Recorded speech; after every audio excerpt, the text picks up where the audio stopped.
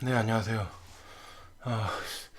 아, 강의를, 여러분하고 말씀을 드렸다가, 음성이 안 들어가서, 기존 거 삭제하고 다시 올리려고 합니다.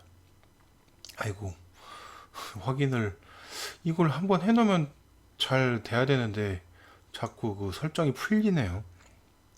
마이크 설정이 풀려서 다시 하는데, 코딩을 할 때 어떤 언어로 시작하는 게 좋을지에 대한 부분을 얘기를 하려고 했습니다.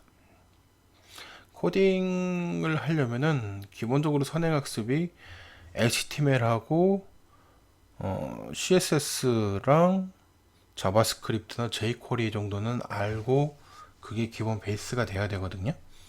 근데 이거는 하면 할수록 어려운 게 또 많고 나중에 헷갈리는 부분이 많아요. 어차피 실무에 들어가면. 근데 또 달리 생각하면 또 굉장히 또 쉬운 것 중에 하나가 HTML이고 자바스크립트고 jQuery입니다.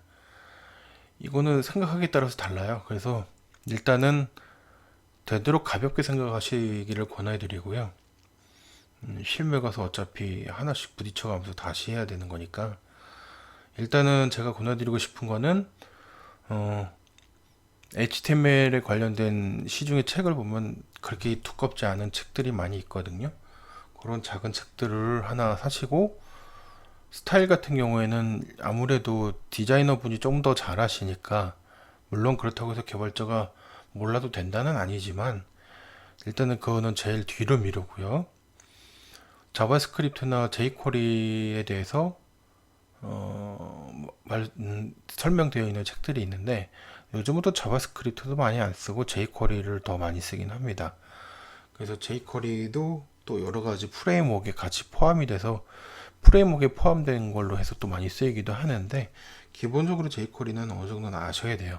근데 jQuery 관련된 책을 하나 사서 공부를 하시면 좋을 것 같고요.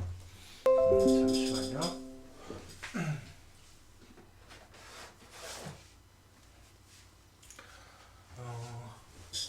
jQuery 관련된 서적이 하나 있어서 이거는 좀 오래된 책이긴 한데 그래도 이것도 도움이 되실 거라고 생각을 해서 말씀을 드리면은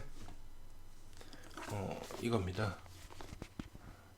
jQuery in Action이라는 책이고요. 제가 이런 책을 소개해 드릴 때 제일 중점적으로 말씀드리는 거는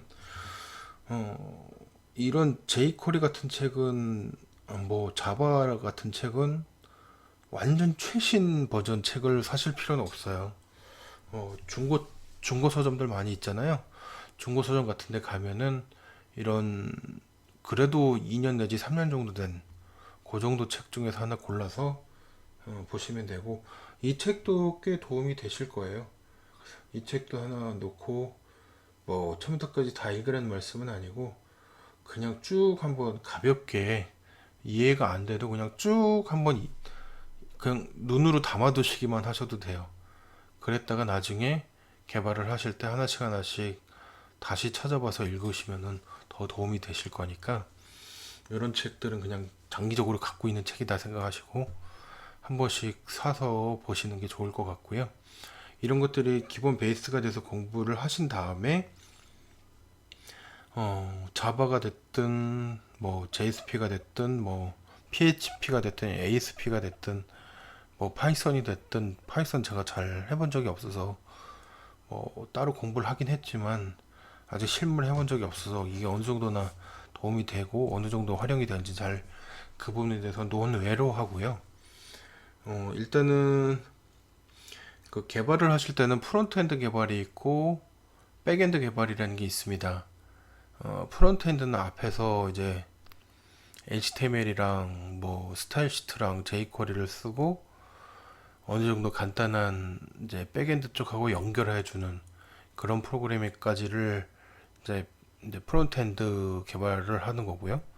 이제 백엔드 개발자는 이제 프론트엔드에서 받았던 여러 가지 정보들, 사용자 관련 정보라든지 뭐 게시판 관련 정보, 뭐 여러 가지 데이터에 대한 정보를 처리해주는 그래서 서버 쪽에서 데이터베이스에 저장해주고 삭제하고 뭐 수정해주는 기능들을 하는 그런 쪽을 백엔드 개발 쪽을 하시는 일을 하는 거고요. 백엔드 개발엔 또 그런 것도 있지만 뭐 여러 가지 다른 것들도 있지만 그런 것들은 좀 논외로 하고요. 일단 기본적인 설명을 드리는 겁니다. 이런 것들을 하시는 거고요. 백엔드 쪽에서는 이제 HTML, jQuery를 주로 많이, 프론트엔드에서는 HTML하고 jQuery를 많이 쓰시고, 백엔드 쪽에는 자바나 뭐 JSP나 PHP를 많이 쓰십니다. 어, 이제 지난번에 한번 취업 관련 사이트 쪽을 한번 같이 본 적이 있었는데, 그때 이제 취업 사이트에 나와 있는 개발자 모집을 보면은 자바랑 JSP 개발자로 꽤 많이 모집을 해요. 그래서 그게 꼭 중요한 건 아니지만 그쪽 개발을 먼저 처음 한번 해보시는 것도 나쁘지 않을 것 같고요. 그래서 자바랑 뭐 JSP 관련 책을 너무 두꺼운 책 사지 마시고요. 얇은 책으로 가볍게 이런 책들을 전부 해서 한 달 정도만 쭉 그냥 읽어만 보시고, 아, 이런 것들이 있구나 정도만 숙지를 한 다음에, 지난번에 학원에 대한 얘기를 한번 한 적이 있는데, 뭐, 비트 컴퓨터도 괜찮고, 일반적인 학원 같은 경우에는 뭐, 중앙정보처리학원도 괜찮은 커리큘럼이 많이 있으니까, 그런 데서 더 공부를 하신 다음에, 어차피 또 현장에 실무에 가시면은 또 다시 배워야 돼요.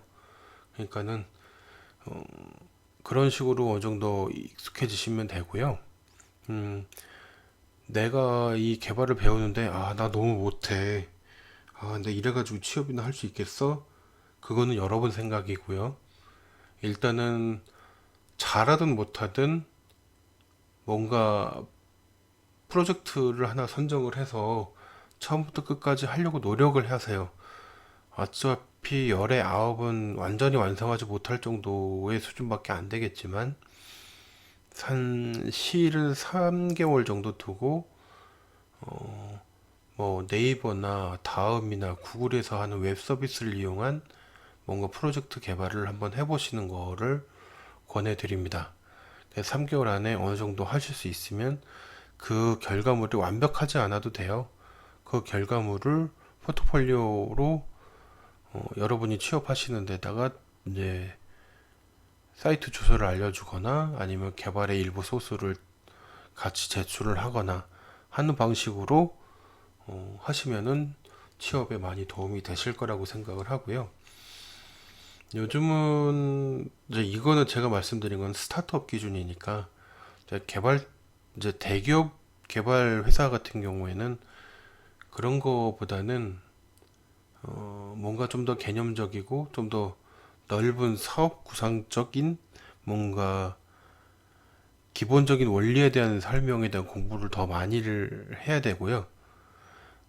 실무적인 포트폴리오보다는 그쪽을 더 많이 인정을 하고 그쪽에 대한 시험을 어차피 봐야 돼요. 그런 시험을 많이 본 사람들을 그런 시험을 기준으로 선발을 하니까, 그거는 이제 각 서점에서 보면은 그런 선발 그 문제들을 확인하실 수 있을 테니까 그거는 이제 서점에서 확인을 하시는 게 좋을 것 같습니다. 이런 식으로 개발 언어들은 여러 가지가 있고, 개발 공부는 HTML부터 먼저 하고 그 다음에 프론트엔드와 백엔드 개발에 대해서 조금씩 맛만 보고 학원에서 3개월 정도 공부하시면서 최대한 포트폴리오의 모양만이라도 갖춰서 이제 취업하시고 나면 어차피 다시 처음부터 해야 되니까 그런 거에 대한 순서를 염두해 두시고 개발 언어를 선택을 하시면 좋을 것 같습니다. 오늘은 여기까지 하겠습니다.